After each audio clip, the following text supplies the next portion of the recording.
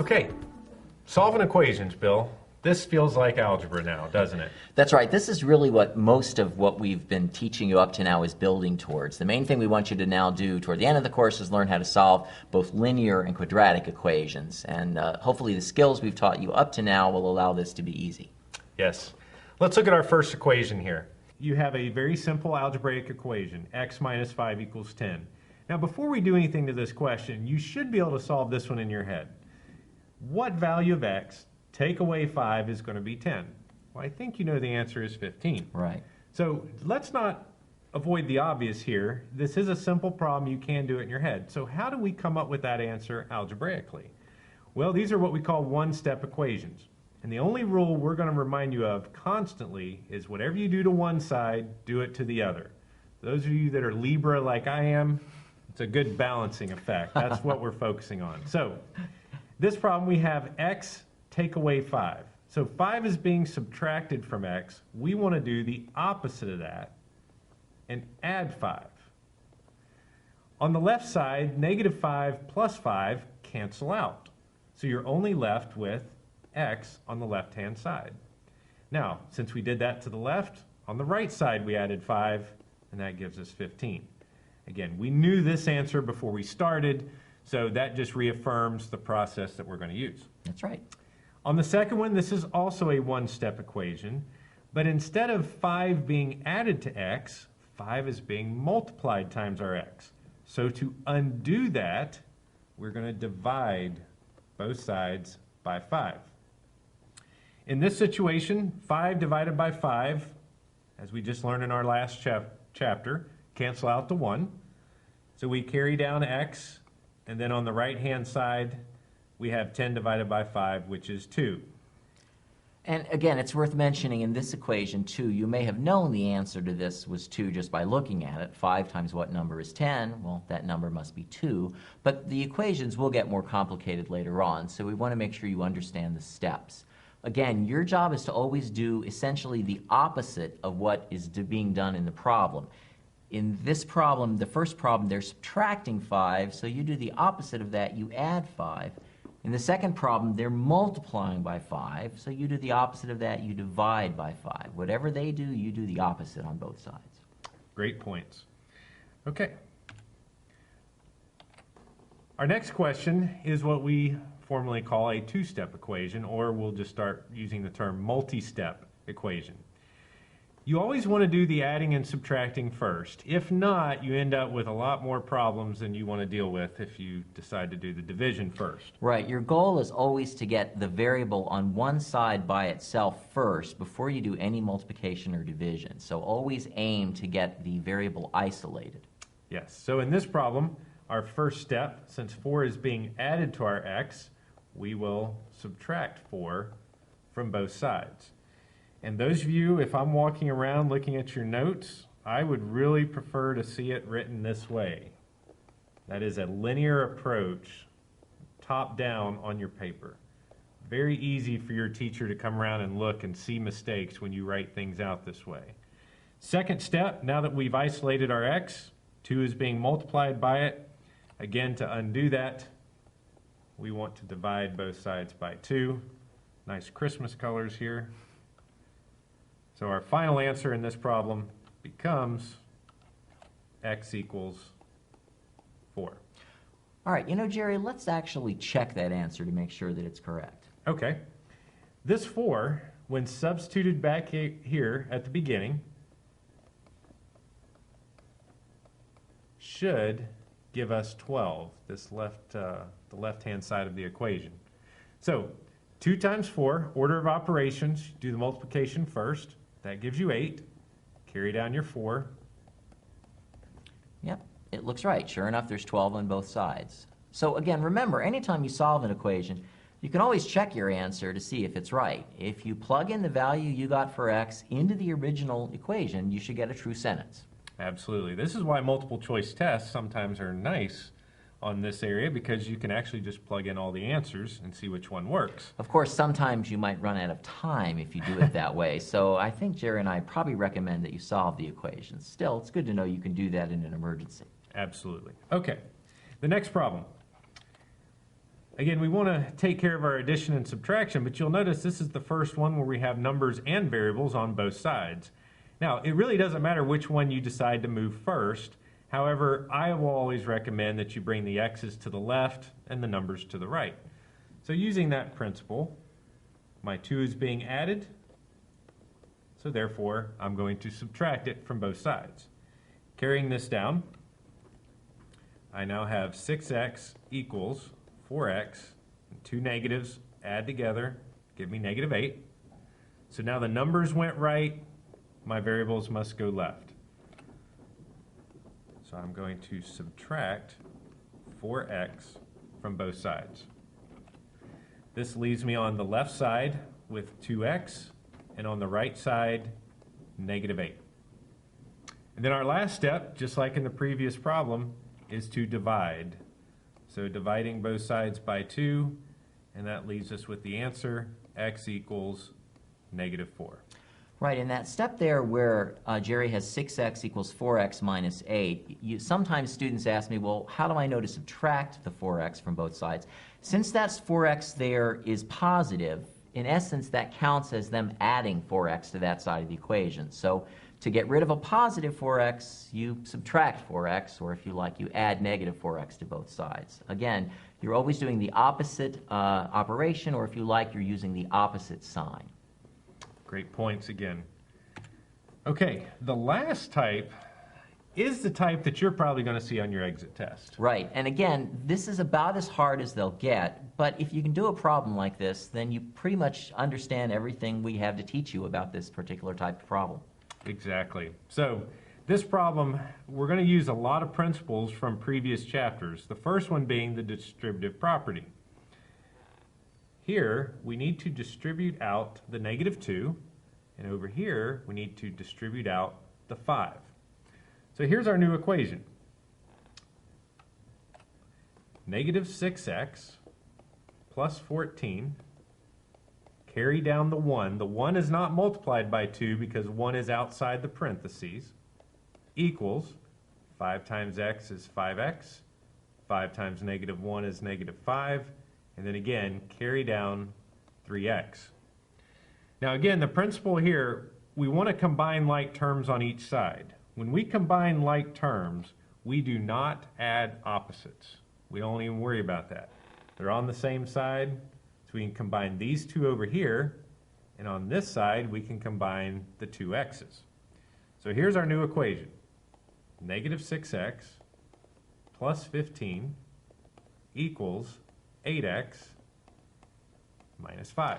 And you may notice that you now have an equation that looks very similar to the previous problem that we did. So once you do this step of using the distributive property and then combining like terms, you're pretty much back to the equations. They'll always tend to look this way. Now all you got to do is get your x's on one side, your numbers on the other side, and you're set to go. Okay, so first step, if I want to move my numbers, I can move those first. If I want to move x's, I can move those. It really doesn't matter. Since I'm choosing to take my numbers to the right-hand side, that means my variables will go to the left-hand side. So carrying down, we have -6x equals 8x minus 20. And now the x's are going to go this way. So since 8 is positive, I'm going to subtract it from both sides. That gives me -14x on the left equals -20 on the right. And the final step is the division. Now watch your signs in the division here. And it looks like we're also going to have a simplifying situation. We end up with x equals, now 2 negatives, just like 2 negatives multiplied, give you a positive. And then 20 and 14 can both be reduced by 2. So that's going to become 10 sevenths. Right, 2 goes into 20 10 times, 2 goes into 14 7 times. Okay, let's move on to the next section. All right. Okay, in this section, we bring up one of those two F words in elementary algebra, fractions. But I want you to remember fractions are your friends, even though we're going to learn how to get rid of them. That's right. The thing that we'll teach you is the first thing you do anytime you have an equation involving fractions is we figure out how to clear the fractions from the equation. We're going to do that in all of the examples that we do. So if you start off looking at an equation involving fractions, remember that if you work with it for just one step, the fractions will be gone, and then you'll just be solving an equation like we did just in the previous few problems we did. Yes, so in this first problem, we see x is divided by 4. Now remembering the same principles, if x is being divided by 4, to undo it, we are going to multiply both sides by 4, since that is the opposite of division. And what I do to one side, I have to do it to the other. Now, what happens is really nice over here on the left. 4 over 1 times x over 4, they cancel. And x over 1 is just x. Then on the right-hand side, 2 times 4 is 8. Now we know this is the simplest version of the problem, but it gets the principle across that we're trying to show. Right, we'll follow exactly the same principle even in the harder problems, as you'll see. Okay. Our next problem, we could say, involves 2 steps. We have a negative 3/5 x equals negative 5. Now, again, using the same principle, we want to get rid of the 5 first. So we're going to multiply both sides by 5.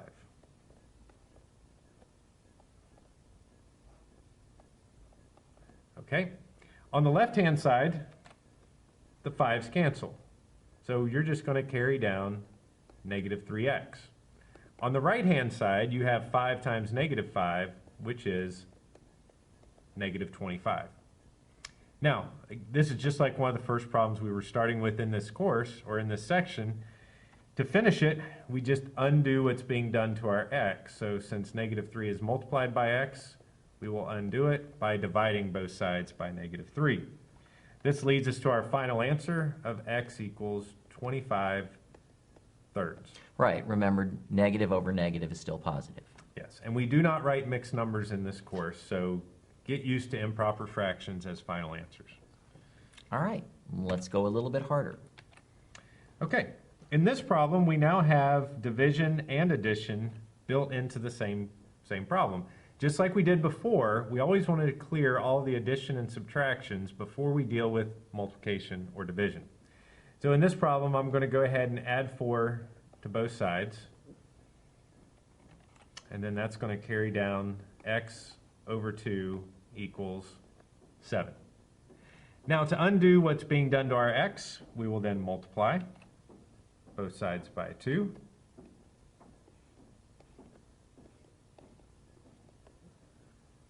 And then seeing that the 2's cancel, you will carry down an x. And on the right-hand side, 7 times 2 is 14. Jerry, can I borrow the pen for a second? Because I would probably have my students do this problem a little bit differently. And so I want to show you both ways, just so that you see, A, that both of us get the same answer, but just so you can see there's 2 ways to doing this problem. So I'm going to start with the same problem that Jerry did. But I usually want to get rid of the fractions first. Since they're dividing by 2, I'll multiply everything by 2.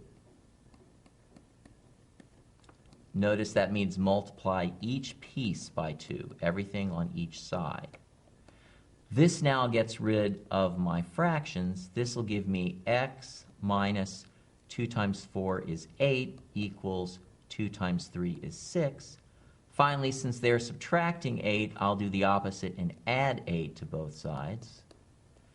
And notice I do indeed end up with the same answer. Again, it doesn't really matter which way you do this. Some students find one way more easy than the other. I just wanted to make the point that there's always, in these problems, sometimes slightly different ways to do them. As long as you get the same final answer, you did it correctly, but your work may not exactly match what your teacher does or what your neighbor does. I like that operation, those procedures you use, Bill, because that's exactly what we're going to do with this next problem. These next couple of questions definitely have a much tougher look to them because they have multiple fractions. When we look at this one, the first thing you'll notice is not just we have 1 or 3 fractions, but they all have different denominators. So when we want to multiply out and clear all these, just as Bill did on the last question, we need to think of what denominator or what multiple can we put up here that'll cancel out the 2, 3, and the 6. In other words, the question you have to ask yourself is, what is the number I can think of that's a multiple of both 2, 3, and also 6? And in this case, that answer is 6. 2 divides into 6, 3 divides into 6, and 6 divides into 6. So, rewriting this problem, I'm going to put a 6 outside of each and every term. And notice, I don't do the slanty fractions. You know what I mean? Some of you like to write fractions with the slanted line off to the side. Try to keep numerators next to numerators, denominators next to denominators when you do this. It is so helpful to your instructor when they are trying to work with you on these. And it also makes you a little less likely to make mistakes as well. Absolutely. Again, notice that each piece gets multiplied by the 6, not just the 1/2 x or the 1/6 x. Each of the 4 pieces of the original problem has to get multiplied by 6. Especially the 5, which we see so often is ignored in this situation. Right, because students think it's not a fraction, it doesn't have to get multiplied. Yes, it does. Okay, so now canceling this out, 2 goes into 6 3 times. Be very clean and concise with your cancellations. 3 goes into 6 twice. Here the 6's cancel. Nothing cancels there. So our new equation is now the product of 3 times 1 times x, which is 3x, minus 2 times 1, that's minus 2, equals 1 times 1 times x, which is x, and 6 times 5, which is 30. Again, now we're back to that basic problem that we were looking at earlier, where you have variable, number, variable, number. And again, where I'm going to start, since I've done it the same way in the past, moving the 2 to the other side. So they're subtracting 2, so Jerry's going to add 2 to both sides. Again, just doing the opposite of what they're doing in the problem. I don't know who these they are that are doing all these problems. I just keep saying that. Okay, and then once we move the 2 over, now the x is going to come to the left, and the x is currently positive, so to get rid of it, we're going to subtract it. So we end up with 2x equals 32, and then our final step is to divide both sides by the 2, leaving us with a final answer of x equals 16. This would not be a friendly one to check if you were so inclined to do so. Right, right, because you'll have to get a common denominator to check this. Well, we're not going to check this one, but you should trust us that this is the right answer, and it does check. Yes. Okay, our last type of problem is just similar to the last one. We just want to give you another look at a similar problem.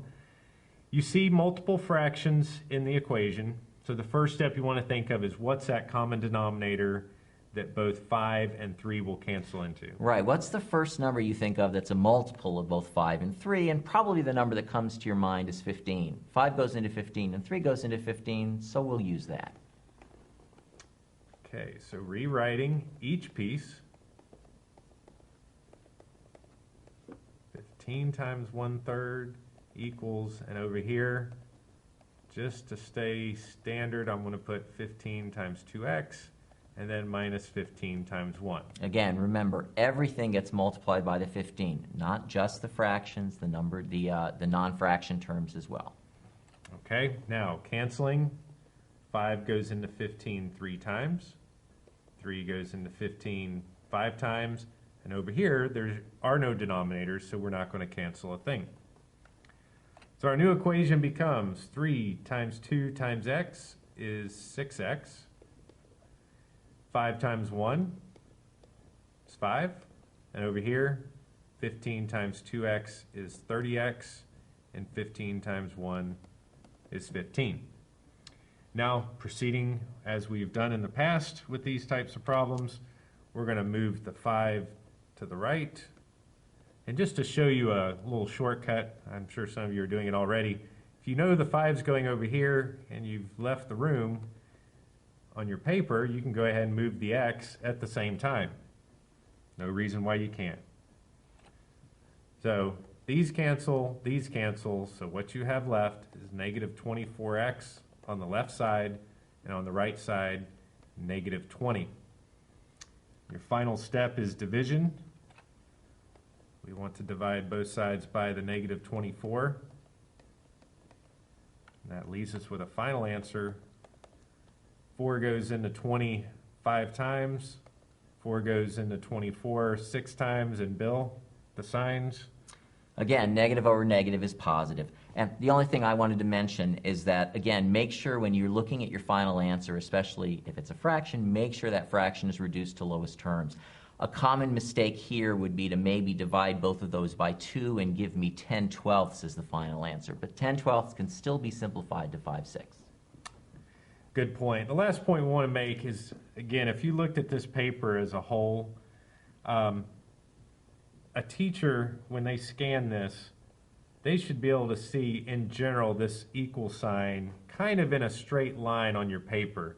You've balanced all the way through. Help your teachers out, or help yourself out, and keep your paper nice and neat and balanced. Right. Again, if the equal signs are all in a sort of a vertical line there, it makes it easier to see what you're doing, and of course that makes it easier to grade. And let's face it, when we're in good moods, we tend to grade easier than when we're in bad moods. Right. And the last thing we want to note is the way we use colors here. You can use a pen and a pencil. Sometimes you take notes, you look back, and you have no idea what you've added to the problem. Try switching the colors or using a pen and a pencil. That way you can see the changes that you made to solve the equation. And exactly which step you followed. Yeah, that's very good Exactly. advice. Okay. Okay, this section of Chapter 10 deals with solving literal equations, and some students literally can't stand this. Simply put, we're going to try to make it nice and easy for you. That's right. You're going to see we're pretty much following the same steps we did previously. So the advice is always remember what letter you're solving for and try not to worry about everything else. Absolutely. So when we look at this problem, we have 5x minus 3y equals 10. I'm going to put a comparable problem on the right-hand side, and we're going to model the same thing on the right side as we're doing on the left. Since we're solving for y, what I'm going to do is write a new problem over here that turns x into a number. Let's just say that's 55 minus 3y equals 10, okay? This, I know, is unrelated to our problem, but I just want you to see the process. If you were solving this, I believe 9 out of 10 of you, or 99 out of 100 of you, would know that the first step would be to subtract 55 from both sides. Because you only have two numbers in one variable, so you've got to move the numbers over. Well, the exact same process is going to take place here. If I'm solving for y, my first step is to get rid of the item that's being added or subtracted to it. Here's the difference. Can you subtract 5x from 10? The answer is no. No, they're not like terms. Definitely not like terms. So over here, you're actually able to combine these and you get negative 45. Over here, all you can do is write 10 minus 5x because we cannot subtract them. Okay? So again, modeling this, if you see this and understand this side, then you should understand this. This is just challenging you a little bit on what you can combine and what you can't. So, final step on the right is divide by negative 3. Final step on the left is divide by negative 3. Now, because of this negative, signs can get a little tricky. Typically, the book will not allow you, or an author or a software program will not allow you to have a negative in the bottom. So, in essence, what we're going to do is switch all the signs at one time. Essentially, what we're really doing is multiplying everything, all of the terms, by -1. You're allowed to do that as long as you do it in the top and the bottom. But for practical purposes, that means pretty much exactly what Jerry just said. Just change every single sign. So 10 minus 5x over -3 is the same as -10 plus 5x over +3. And that's your final answer. You are finished. So what appears to be a nightmare in the beginning, if you model this over here, is really not too bad. And remember that since you're solving for a particular variable, but that the original problem has more than one variable in it, your answer is not going to be all nice and neat. It's going to be an expression that still has variables in it. This is y equals, but there's still an x on the other side. Yes. And this is very useful in chemistry, physics. Right, and this will pop up in your science courses, and also we'll use this specific type of problem later on in chapter 14 when we're talking about plotting lines on graphs. Perfect. Okay, let's look at another one. This is our infamous perimeter formula. And I don't think you said what you're solving for there, Jerry, so you should probably write that in We there. did not. So in this problem, let's just say we're solving for W. Okay. Okay, now without writing down the right-hand side, let's think. If you were solving for W, your first step then would have to be to get rid of 2L, since that's the addition or subtraction piece to the problem. So to do that, you're going to subtract 2L from both sides. Right, the 2L's positive, so we'll do the opposite. We'll subtract it from both sides. And since P and 2L are not like terms, you're just going to write P, take away 2L, equals 2W. And once you get past the first step, normally the second step is not difficult for students to remember. And in this problem, when you divide both sides by the 2, the left side or the right side, they cancel out. And on the left side, I know it seems, I know there's a feeling You of... want to cancel that 2, but just don't do it, okay? Because, again, you cannot cancel the 2's because they're being subtracted. You can't cancel across addition or subtraction signs. You can only cancel things that are being multiplied. So resist that impulse. That's actually the final answer, P minus 2L over 2. Yes. Okay. Okay, these next problems we're going to, or this next problem, we're going to have a fraction in it. And Bill, we know what they think about their fractions. Yeah, we know you don't like fractions, but hopefully by the end of this chapter, maybe you'll have a little better feelings toward fractions. Yes. Now, just like the other two problems, we have a multiplication times our variable and an addition with our variable. So we always want to take care of the addition first, or subtraction. So in this case, positive 32, to get rid of it, we're going to subtract 32 from both sides. Now we know f and 32 cannot be subtracted, so you're just going to rewrite the left side as f minus 32. Right, again, they're not like terms. Yep, equals 9/5 c. Now, this is a situation where to get rid of this fraction, there are two options here, and sometimes it's helpful to look on a multiple choice test at your solutions. Sometimes they multiply through the 5, sometimes they do the reciprocal of this whole term at one time. Bill, which way do you think we For should this approach? problem, probably most answers would have the reciprocal, so we'll go ahead and do it that way. Okay, so the reciprocal of 9/5 is 5/9. And what you do to one side, you do to the other. So on the right side, you can see how the reciprocal, everything cancels, and you're left with C. On the left side, the only good news I can give you is that you do not have to distribute 5/9 times f minus 32. Right, generally they'll leave these in factored form as well, and so this is the final answer. The Celsius temperature is 5/9 times the Fahrenheit temperature minus 32. That's it. Okay, the end of this chapter deals with solving percents. And percents, we know you've been taught in the past how to use this is over of equals percent over 100 formula, but we're going to try to make it a little bit more applicable to your everyday life today. Right, and the other thing too is I also think these problems are a lot easier to solve if you know some algebra. It's actually kind of complicated to try to solve them using the is over of formula. At least I hope we can convince you of that by the end of this section. Right. Okay, in order to explain this, I like to always start with the mental approach to solving percents.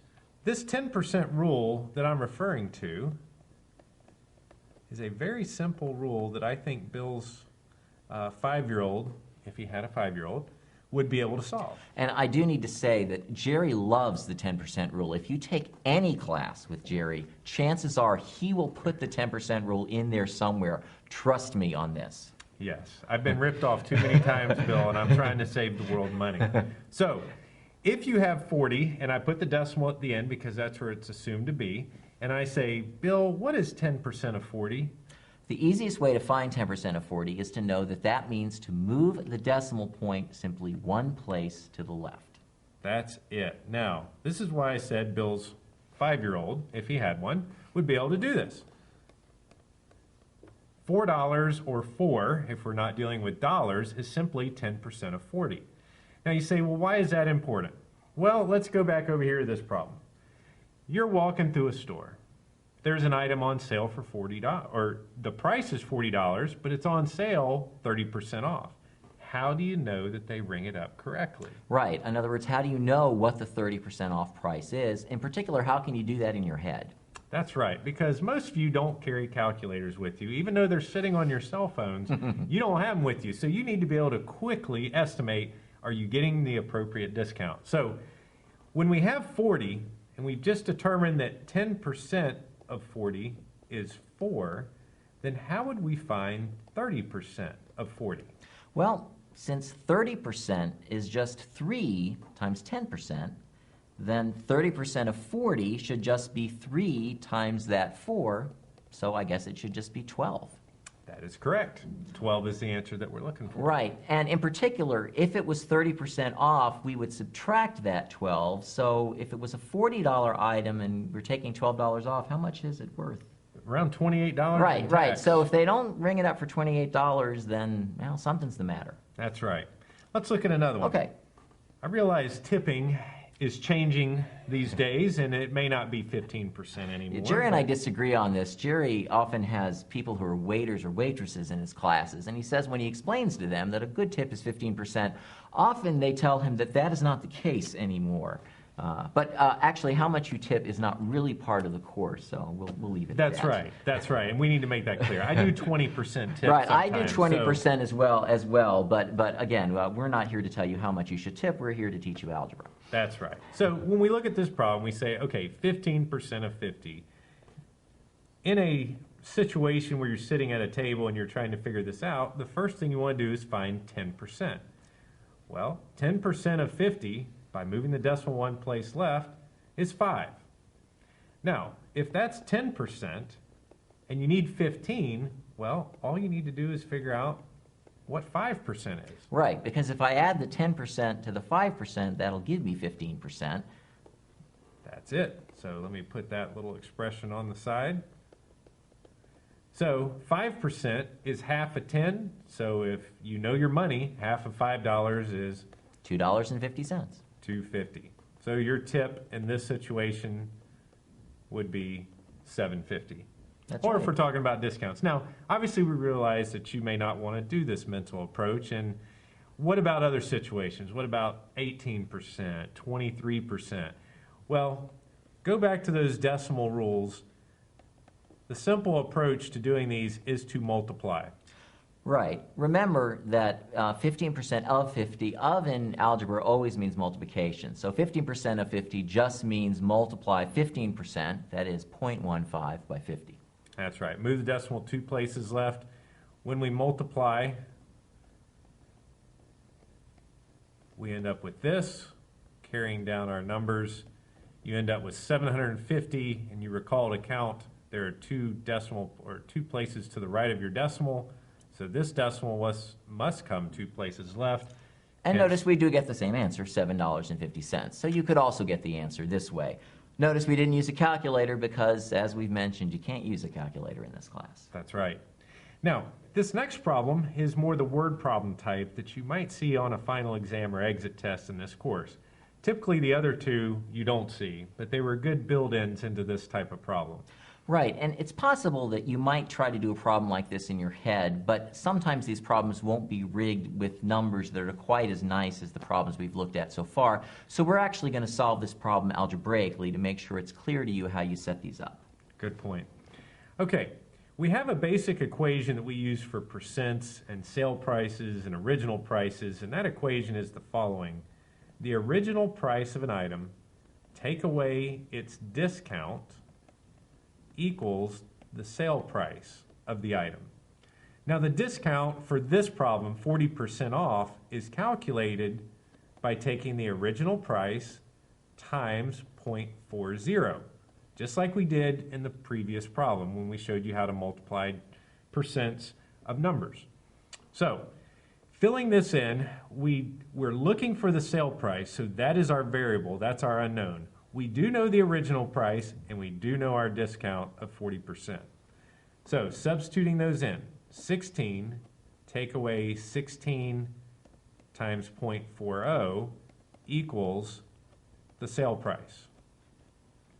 Now, 40% of 16. Bill, you want to try that one in your Sure, head? the 40% of 16 is going to be $6.40. Again, 10% of 16 is 1.6. So to get 40% of 16, I multiply the 1.6 by 4 to get 6.4, or if you like, $6.40. And I can do that multiplication in my head because I'm a trained math teacher. Yes, you are. Now, just so you know, the other method off to the side, this is the approach that's also coming up with it. So for those of you that mental approach is too much at this point, here is the traditional approach, as we'll call it.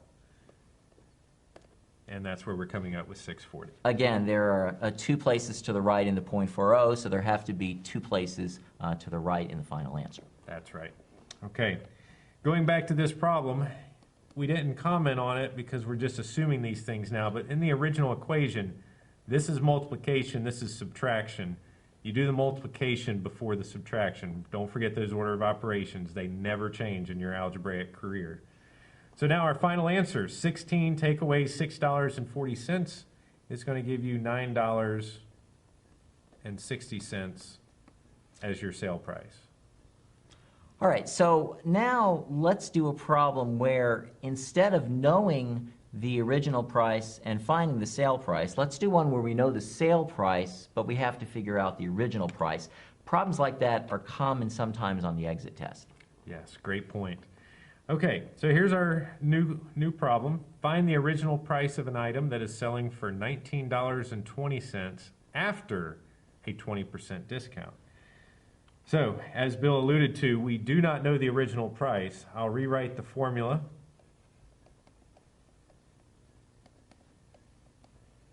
We know original price, take away the discount equals sale price. By the way, if you ever have a problem with a markup, that would become a plus, because we know markups we add, discounts we subtract. All right, so our original price is X. We do not know it. Take away the original price times the discount. Right, the discount is just the original price times that rate, in this case 20%. Equals sale price, which in this problem is $19.20.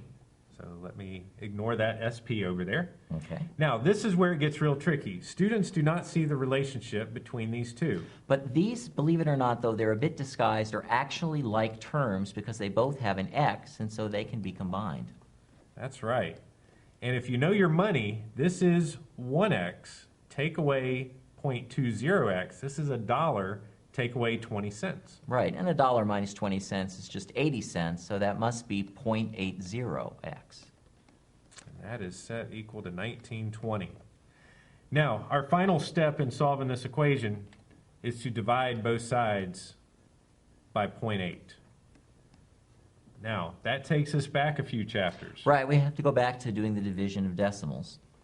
And so we'll do this off to the side. So we have 0.8 divided into 19.20. Step 1, if you recall, is to move the decimal on the 8 so that you're dividing by a whole number.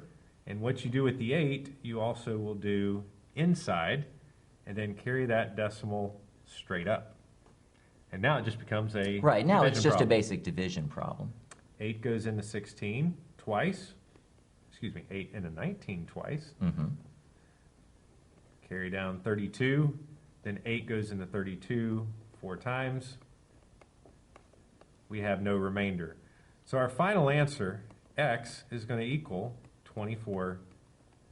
In other words, our original price before the discount was $24. The nice thing about a problem like this is since the people who write the exit test know that you're not allowed to use a calculator, generally they'll have rigged the numbers so that these divisions come out even. So if you don't make a mistake, you should end up having to do a relatively easy division problem. That's a great point. Okay, All right, I wraps think up that's the end of that chapter. What do you want to eat? pizza. All right, we'll get some pizza. We'll see you in the next chapter. You got it.